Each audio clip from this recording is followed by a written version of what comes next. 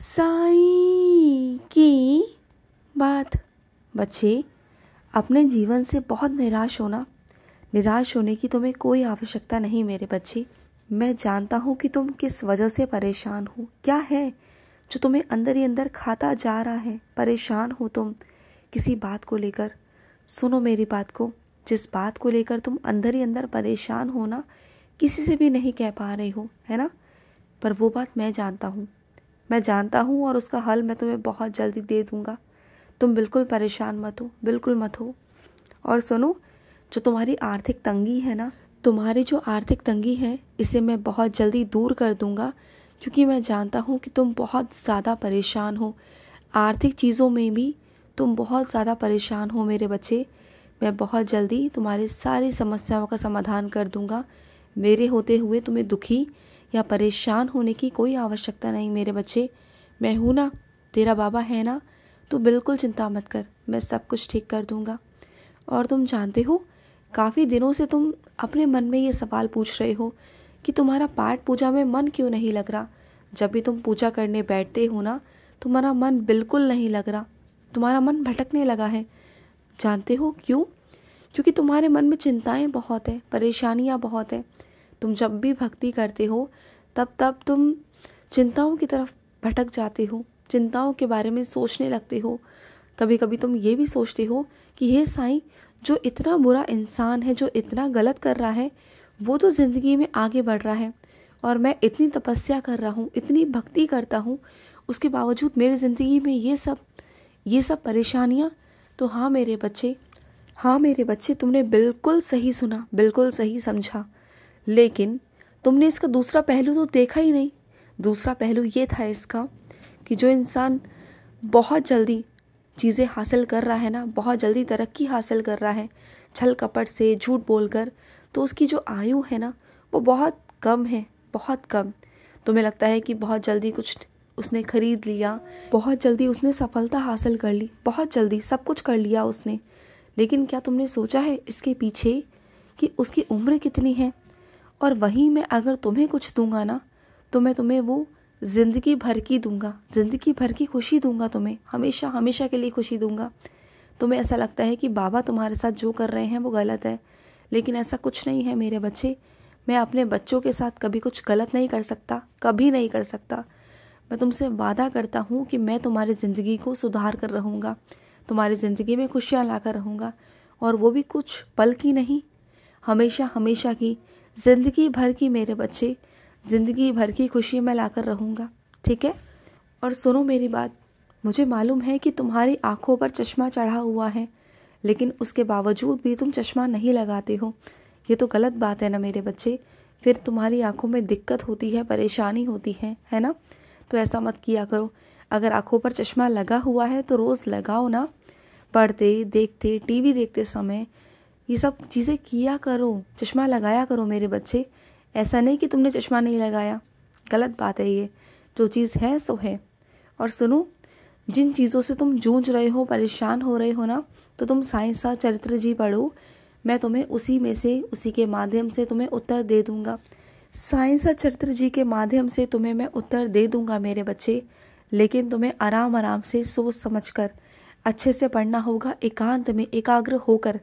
ऐसा नहीं कि तुम्हारा मन कहीं और भटक रहा है, तुम कहीं और हो, ऐसा नहीं है। तुम तो कभी कभी एक जगह बैठे बैठे पता नहीं कहाँ कहाँ तक चले जाते हो, तुम्हारा मन कहाँ कहाँ भटकता है। तो वो सब मत करना। आराम से एकांत में बैठना और साईं सा चरित्र जी का पारायण करना। फिर देखना कि तुम्हें कितनी जल्दी उसमें से हल मिलता है, समाधान मिलता है। मैं जानता हूँ ऐसे तो तुमने बहुत बार साईं सा चरित्र का पारायण किया है, हर एक अध्याय का बहुत अच्छे से अध्ययन किया है, लेकिन जब जब तुम दोबारा से पढ़ोगे ना, तो तुम्हें ऐसा लगेगा कि तुम नई बार पढ़ रहे हो, पहली बार पढ़ रहे हो, और कुछ नया देखने को, कुछ नया सीखने को मिलेगा। ऐसा होता है ना हर बच्चे के साथ में मेरे, तो तुम्हारे साथ में भी होगा, और तुम्हें हल भी पता चल जाएगा कि क्या हल है तुम्हारी समस्याओं का। समझ गए? और सुनो, जिस बात की मंजूरी तुम मुझसे मांग रहे हो ना, उस बात की मंजूरी मैं तुम्हें अभी नहीं दे सकता। उस बात की मंजूरी के लिए मुझे थोड़ा वक्त दो, क्योंकि अभी नहीं मेरे बच्चे, अभी नहीं। जो तुम मांग रहे हो वो अभी नहीं, लेकिन हाँ, आने वाले दिनों में ज़रूर दूंगा। तुमने मुझसे कह दिया ना, तो बस बात ख़त्म। मुझे याद है, मैं वो पूरा खुद से कर दूंगा। मुझे पूरा पूरा याद है, मैंने लिख लिया है मेरे बच्चे, तुम्हारी चीज़ें मुझे याद रहती हैं। तुम बिल्कुल चिंता मत करना, जो तुमने मुझसे कहा है वो मैं पूरा कर दूंगा। हाँ, बस ये बात है कि अभी नहीं, अभी के लिए मुझे माफ़ कर दो मेरे बच्चे, लेकिन आने वाले दिनों में मैं ये ज़रूर करूँगा, ठीक है। और सुनो, आज जो कुछ तुमने मुझे अर्पित किया ना मेरे बच्चे, जो कुछ मुझे तुमने अर्पित किया, वो सारा सब कुछ मैंने स्वीकार किया है मेरे बच्चे। मुझे बहुत खुशी मिली कि तुमने मेरे लिए प्यार से इतना सब कुछ बनाया। मुझे बहुत अच्छा लगा, मुझे बहुत बहुत खुशी मिली। तुम जब मेरे लिए कुछ करते हो ना, तो मुझे बहुत खुशी मिलती है मेरे बच्चे, मुझे बहुत अच्छा लगता है। और सुनो, कुछ मेरे बच्चे ऐसे हैं, उन्हें बहुत अकेलापन महसूस होता है, बहुत ज़्यादा अकेलापन महसूस होता है। तो सुनो ना मेरे बच्चे, तुम अपने अकेलेपन को दूर करने के लिए अलग अलग साधन अपनाओ ना। जहाँ तुम्हारा मन करता है वहाँ जाओ, जिससे बात करने का दिल करता है उनसे बात करो। ज़रूरी नहीं कि अपने मन की बातें, अपने दिल की बातें करो, नहीं, कुछ ऐसी बातें भी करो जहाँ तुम्हें अच्छा लगता है, जहाँ तुम्हें रुचि है। अगर तुम्हें घूमने फिरने में रुचि है, तुम्हें पढ़ने लिखने में रुचि है, या फिर तुम्हें अपने मित्रों के साथ बाहर जाने में खुशी है, या फिर तुम्हें नृत्य करने में खुशी है, या कोई और शौक़ मेरे बच्चे, जो तुम्हें अच्छा लगता है तुम वो किया करो। मन को अपने अकेला मत छोड़ा करो, अपने आप को अकेला मत छोड़ा करो। अपने आप को ना तुम व्यस्त रखने की कोशिश किया करो। कुछ चीज़ें अपने ज़िंदगी में ऐसी शामिल कर लो कि तुम अपने आप को बिल्कुल भी खाली मत छोड़ो, अपने दिमाग को खाली मत छोड़ो। कहते हैं ना, खाली दिमाग शैतान का दिमाग होता है। तो बस वही बात है मेरे बच्चे, अपने दिमाग को खाली बिल्कुल मत छोड़ो, कुछ ना कुछ काम करते रहो। और कुछ ना कुछ करते रहोगे ना, तो मैं सच कहता हूँ कि तुम बहुत व्यस्त रहोगे, और तुम्हारे अंदर जो बातें चलती हैं ना, जो परेशानियाँ हैं, वो नहीं चलेंगी। बहुत सारी चीज़ों से तुम बाहर आ जाओगे, तुम देख लेना। और सुनो, तुम्हारे पास जो एक कपड़ा है ना, जो जल गया मेरे बच्चे, उसे पहनो मत मेरे बच्चे। जो जल गया है ना, उसे पहनो बिल्कुल मत। तुम लालच कर रहे हो पहनने का, पर मत करो मेरे बच्चे, बिल्कुल भी मत करो। उसे फेंक दो, क्योंकि वो जला हुआ कपड़ा नहीं पहनते हैं मेरे बच्चे, जली हुई चीज़ें धारण नहीं करते हैं। इस बात को समझो, और ये कोई वहम नहीं, ये सच्चाई है मेरे बच्चे। जले हुए कपड़ों का धारण नहीं करते हैं, ठीक है। बात को समझना, मेरी बात को माना करो।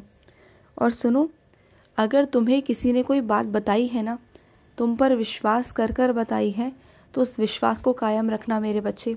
उस बात को आगे मत करना, क्योंकि उस इंसान ने तुम पर बहुत ज़्यादा भरोसा किया है, अपनों से भी ज़्यादा भरोसा किया है तुम पर। तुम्हें आकर उसने वो बात बताई है कि तुम उसे सलाह दोगे, उसका दिल हल्का कर दोगे और तुम समझोगे उसे। लेकिन अगर यही बात तुम आगे जाकर किसी और को बोलते हो ना, तो वो गलत हो जाएगा मेरे बच्चे, जो कि मैं बिल्कुल नहीं चाहता।